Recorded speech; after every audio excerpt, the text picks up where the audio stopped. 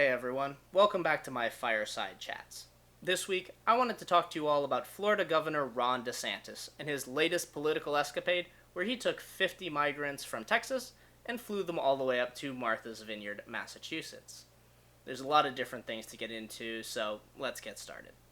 The first thing that I've seen in a lot of different articles that I've read refers to these migrants as undocumented immigrants. Now, if they were undocumented immigrants, that would be a huge problem for Ron DeSantis because it is illegal to domestically transport illegal aliens, which is the legal term for an undocumented immigrant, within the United States. And here I will read you the law. This is Title 8 USC 1324A for those who are curious. Subsection 1A2 makes it an offense for any person who, knowing or in reckless disregard of the fact that an alien has come to, entered, or remains in the United States in violation of law, transports or moves or attempts to transport or move such alien within the United States by means of transportation or otherwise, in further violation of such law. So, Ron DeSantis better hope they're not undocumented immigrants, because otherwise, he's just committed a felony. And given that there are 50 of them, he might actually be getting hit with 50 counts. And the jail sentence for this is a fine or up to 5 years in prison. So, that's, if he gets convicted on every count, that's 250 years. Might be a problem for him. But, luckily for Ron DeSantis, all of these migrants were actually legally in the United States. All of them had come seeking asylum. So the process, in short, for seeking asylum is you come to a port of entry, you say, I have come from X place, conditions there are terrible, I feared for my life, and I am asking for whatever country I've arrived in to seek asylum. And in the U.S., while your asylum case is being adjudicated, you are allowed to remain within the United States. So, they show up, they're processed, and they are given documentation. And that documentation includes a court date. Now, for some of these people, their court dates were in Texas. Some of them as early as Monday, and it's currently Saturday when I'm filming this, so they have to get back to Texas pretty quickly in order to make sure that they're there to actually argue in front of a judge why they should be granted asylum and therefore legal residence within the United States. So, Ron DeSantis hasn't committed the crime of transporting illegal aliens, but he has actually disrupted the process of administering justice by making it very difficult for these people to make it to their court cases. So, luckily, these are not undocumented immigrants. These guys are legal immigrants to the United States. Whether they'll be allowed to remain or not, well, that's up for the immigration courts to decide. But regardless, they are documented immigrants. So, let's move on to the second thing I wanted to discuss, which is, why is he involved in this? The last time I checked, these migrants came from Venezuela, were in Texas, and ended up in Massachusetts. None of those places are Florida. Now, the answer is very obviously this is a political stunt because Ron DeSantis wants to be president. Shocking, I know. But everything he's done recently has been definitely gearing him up towards that national audience, and this is exactly the kind of political stunt that sits well with the Trump wing of the Republican Party, which makes up the majority of its base at the moment. So, that's why he did it. Will it backfire on him? Anyone's guess. Because, well, there is a large Hispanic population in Florida, and they may take this well, they may not take this well. He definitely decided not to go with his domestic set of illegal immigrants, though, because he didn't have to go shopping to Texas. There are a decent number of illegal Cuban immigrants in Florida that he probably could have gone after and shipped up to Martha's Vineyard. Again, he would have been in violation of the law for shipping illegal aliens across the country, but he at least could have done it with his own people as opposed to outsourcing it to Texas. So, why didn't he do that? Well, Cubans are a very important voting bloc in Florida. So, as he wants to win the governor election in this upcoming November, he's probably not going to try and piss off the Cubans at this moment. So, again, that's why he did it, and it's the only reason why Florida is involved. The other thing I will be interested to see is how happy Florida taxpayers are with the $12 million bill that came with these two private planes, and the fact that Ron has said, this is only the beginning, he's going to do it again. This could get very expensive for the state of Florida, which does not take in a lot of tax revenue. They have no income tax, their sales tax are relatively low. A lot of people in Florida like that. So, I don't know how he's going to pay for this, but that'll be interesting to see how voters take that, too. And the third thing that I want to talk about, and this goes to a lot of other things that have been said around this, because there's a dichotomy I want to present here. A lot of people who are involved in supporting Ron DeSantis and himself really cling to the idea of Christianity. It's very important for them to be seen as Christians. But as a former Roman Catholic, I know a little bit about the Bible. And there's a particular story that Jesus tells, a parable. And it's one of those, when I was hungry, you fed me. When I was naked, you clothed me. When I was a stranger in your land, you welcomed me. The premise of the story is, that which you do for the least of my brothers, you do unto me. And it's been, throughout the whole process, and everything I've learned about this story, I've actually gotten to see something you don't see every day, which is Christians living the ideals of Christ. In Texas, a lot of different Christian ministries have been set up to take in these migrants. They're coming in with no shoes, no food, and not a great idea of how to get to where they need to be.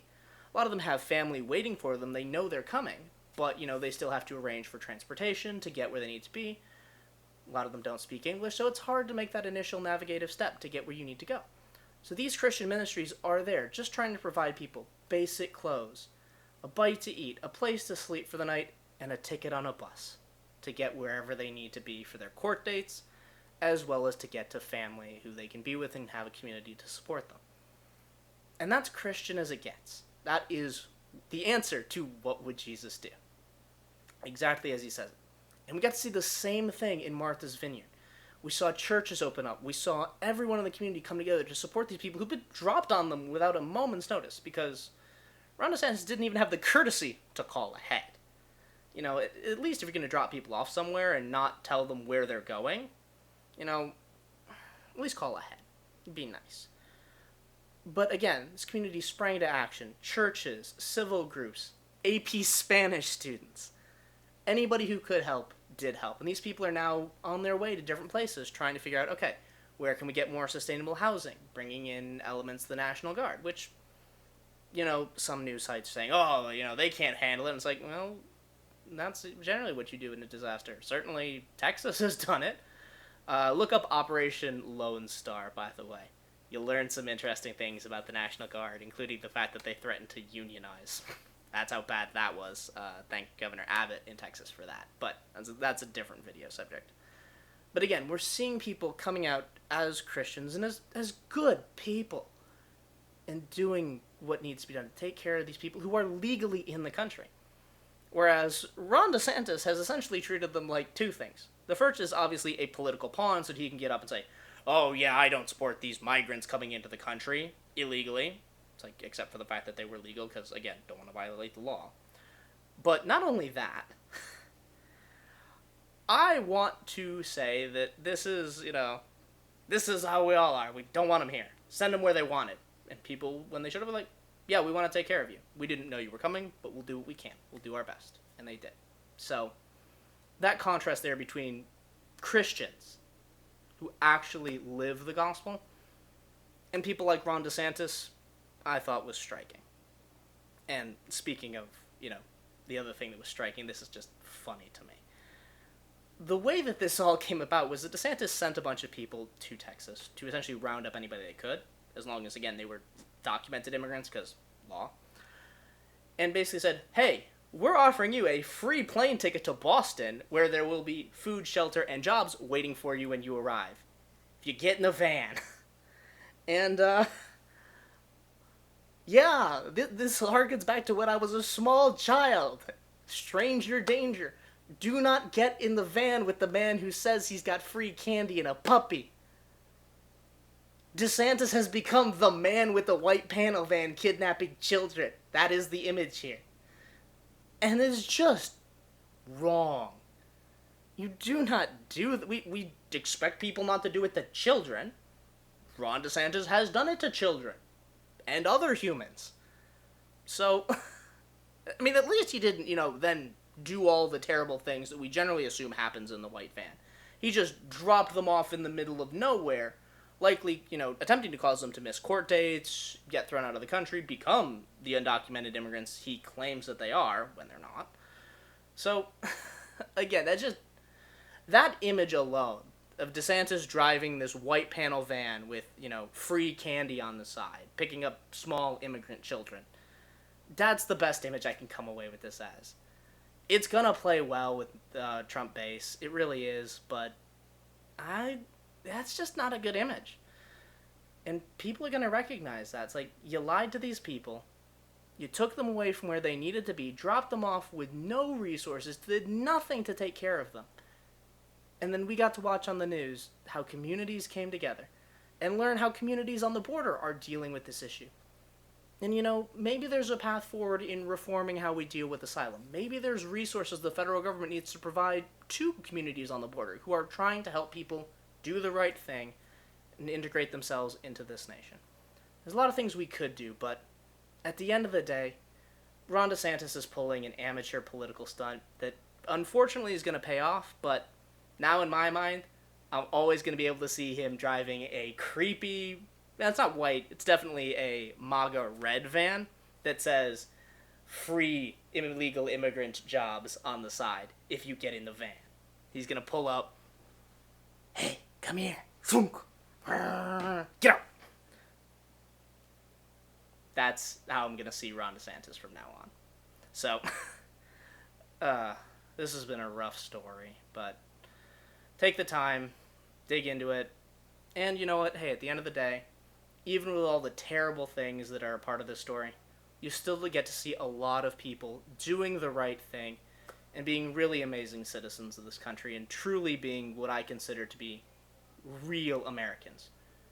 Welcoming people into our great nation who want to be a part of the American dream and do the thing we do here best, which is come together, no matter where we're from, and make the world a better place. Think about it. Thanks for watching. If you want to see more of my content, subscribe to the channel and make sure to hit the bell icon so that you get notified whenever I post new videos. If you want to support me on my other social media platforms, all of the links you need will be in the video description below. If you have any questions about this video or another topic that you'd like me to discuss, leave me a comment and I'll do my best to get you an answer. Thanks again for watching, and have a great day.